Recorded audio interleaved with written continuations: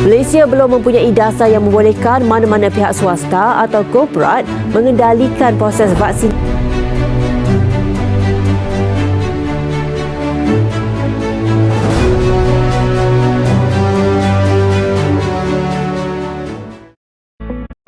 Assalamualaikum dan salam sejahtera. Kami daripada kumpulan Gardenia akan membentangkan tugasan berkumpulan kami yang bertajuk Program Imunisasi COVID-19 Kebangsaan iaitu PICK. Saya Nur Sarah binti Sahidan, nombor mesej 285935 akan mulakan perbentangan bahagian pengenalan. Baiklah, program ini merupakan dasar kecil berada bawah dasar vaksinasi. Program ini juga dilaksanakan dengan kerjasama Kementerian Kesihatan Malaysia, Kerajaan Malaysia dan juga Jawatan Kuasa Khas Jaminan Akses Bekalan Vaksin COVID-19 iaitu JKJAV. Baiklah, kenapa wujudnya program ini adalah kerana penularan wabak COVID-19. Selain itu juga kami akan menghuraikan tentang isu permasalahan, data analisis dan cadangan penyelesaian bagi membendung wabak COVID-19 ini.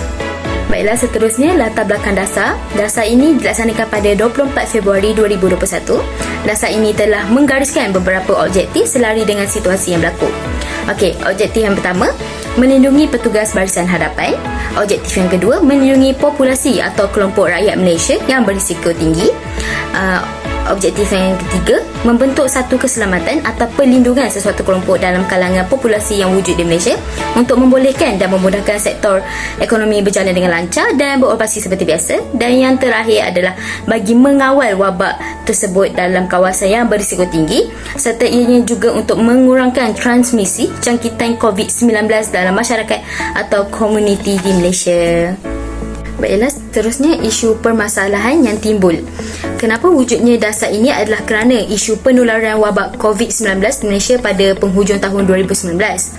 Jadinya pandemik COVID-19 ini menjadi isu apabila ianya telah memberi impak terhadap kesihatan, ekonomi, sosial, budaya, agama dan juga dari aspek mental kepada semua lapisan masyarakat di seluruh dunia termasuklah negara Malaysia.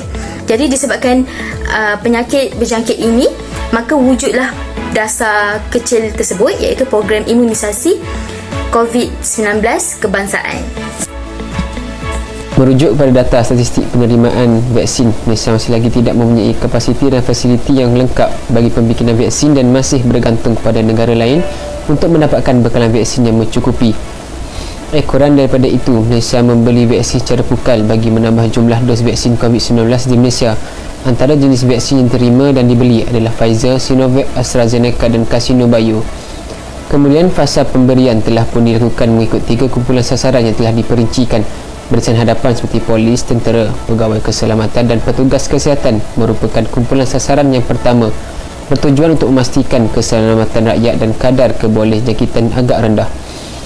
Pemberian vaksin pada warga emas, golongan yang mempunyai penyakit kronik dan penduduk yang berumur 18 tahun ke atas, sama ada warga negara atau bukan, masing-masing merupakan di fasa kedua dan ketiga mengikut lokasi-lokasi pusat pemberian vaksin yang telah dinyatakan oleh pihak KKM sendiri. Terdapat beberapa cadangan yang boleh dilaksanakan untuk membantu dalam melaksanakan dan menjayakan dasar ini. Yang pertama, membuka sektor perindustrian secara berperingkat. Sejak merebaknya wabak COVID-19 di dunia, ia telah memberi pengaruh yang besar kepada ekonomi di seluruh dunia.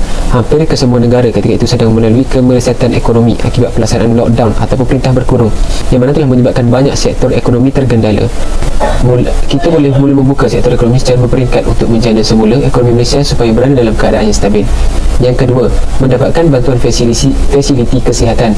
Peningkatan kes COVID-19 di Malaysia yang sangat tinggi menyebabkan hampir semua fasiliti kerajaan penuh. Oleh itu, pentingnya mendapatkan bantuan dari fasiliti kesihatan swasta. Sebagai contoh, mereka boleh menyalurkan bantuan dari segi tenaga kerja dan juga bantuan alat pernafasan. Yang ketiga, kerjasama NGO. Dalam mengawal penularan wabak COVID-19, ia melibatkan lebih daripada sekadar tindakan kerajaan semasa. Semua aspek meliputi masyarakat, perniagaan komersial dan pertubuhan bukan kerajaan NGO boleh menyumbang dalam usaha memutuskan rantaian penularan pandemik itu. itu. Sebagai contoh, beberapa hotel telah menawarkan untuk berkhidmat sebagai kemudahan kuarantin untuk kerajaan. Yang terakhir adalah meningkatkan bantuan bekalan makanan. Kadar pengangguran meningkat sebanyak 5.5% sepanjang PKP dilaksanakan. Ia bersamaan dengan 860,000 rakyat yang tiada kerja ataupun dibuang kerja. Peningkatan dalam bantuan bekalan makanan kepada mereka yang kurang berkemampuan sangatlah wajar dilaksanakan demi menjaga kesihatan rakyat Malaysia. Ini adalah untuk mengelakkan dari pusat-pusat kesihatan penuh dengan selain daripada pesakit COVID-19. Ia juga dapat membantu mereka yang terkesan dan memberi mereka peluang untuk kembali mencari nafkah untuk masing-masing. Saya Mazlan Tasha binti Muhammad, nombor matrik 285619. Seterusnya, saya akan teruskan pada bahagian data statistik jenis dan jumlah vaksin COVID-19. 4 jenis vaksin yang didapati iaitu Pfizer, Sinovac, AstraZeneca dan CanSino Bio. Jika melihat tahap keberkesanannya pula, Pfizer merupakan yang paling berkesan iaitu 95%, manakala yang paling rendah tahap keberkesanan ialah vaksin CanSino Bio iaitu hanya 65.7% sahaja. Bagi golongan warga emas dan golongan berisiko, disarankan untuk mengambil vaksin Pfizer dan kemudian Sinovac untuk keberkesanan yang tinggi. Kesemua vaksin tersebut telah mendapat kelulusan daripada World Health Organization iaitu WHO. Seterusnya, saya teruskan di bahagian fasa pemberian vaksin. Terdapat beberapa fasa dalam pemberian vaksin iaitu fasa pertama melibatkan petugas barisan hadapan termasuk petugas kesihatan kerajaan dan swasta yang melibatkan 500,000 orang. Pada fasa kedua, sekitar April hingga Ogos 2021, secara keseluruhan melibatkan warga emas berumur 65 tahun ke atas dan golongan berpenyakit kronik seramai 9.4 juta orang, dan selebihnya vaksin diberikan kepada penduduk berumur 18 tahun ke atas seramai 13.7 juta orang. Bahagian seterusnya saya serahkan kepada ahli kumpulan yang seterusnya. Pada bahagian dapatan analisis, saya telah mendapati beberapa masalah yang muncul daripada program imunisasi COVID-19 kebangsaan PICK yang dijalankan. Antara dapatan yang diperoleh ialah muncul golongan anti vaksin. Hal ini merupakan wujudnya individu yang tidak mahu mengambil suntikan vaksin atas faktor ketidakpercayaan terhadap keberkesanan dan tidak mahu mengambil risiko selepas mengambil suntikan. Di samping itu, wujud kesan sampingan terhadap sesetengah individu. Antara kesan sampingan yang dihadapi ialah muntah-muntah, pening, demam berlarutan dan lain-lain. Hal ini telah menimbulkan keraguan dalam diri masyarakat. Seterusnya, wujud masalah individu tetap mendapat jangkitan walaupun telah divaksin. Oleh itu, masyarakat digalakkan untuk mendapatkan vaksin pada peringkat seterusnya. Keberkesanan vaksin yang diberikan juga turut menjejaskan kepercayaan masyarakat kerana wujud pelbagai berita dan informasi yang palsu disebarkan melalui rangkaian media sosial seperti di Instagram, TikTok dan WhatsApp.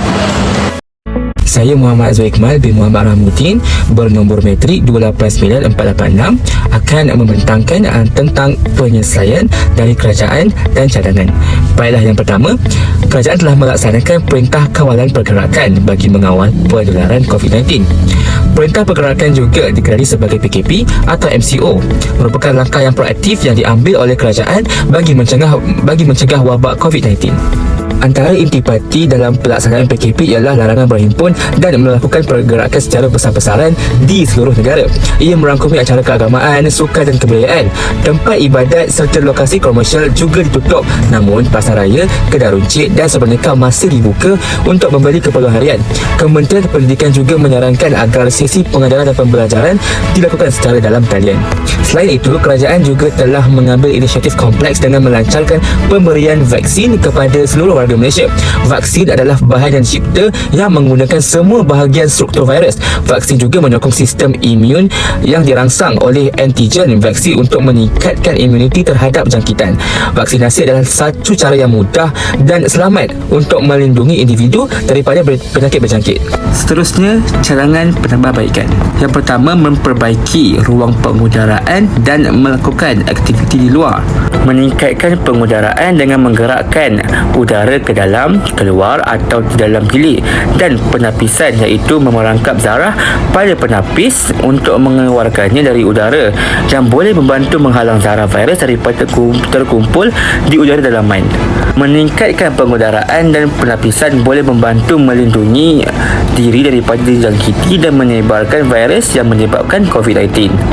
Cadangan yang kedua ialah membekalkan vitamin C kepada golongan warga emas dan kanak-kanak. Seperti yang semua tahu, vitamin C berdiri sebagai vitamin larut air yang penting, antioksidan dan telah ditunjukkan untuk meningkatkan imuniti. Oleh itu, pihak kerajaan perlu memperuntukkan bajet bagi membekalkan vitamin C sama ada dalam bentuk cecair atau dalam bentuk tablet kepada setiap lapisan masyarakat, khususnya buat golongan warga emas dan kanak-kanak. Inisiatif ini juga mampu mengurangkan risiko jangkitan virus disebabkan oleh imuniti yang tinggi dalam vitamin C yang dapat menepis virus daripada terus merebak. Bagi kriteria penyelesaian, kami memilih cadangan yang pertama iaitu membaiki pengudaraan dan menghabiskan masa di luar sebagai langkah untuk membasmi atau mengurangkan penyakit COVID-19.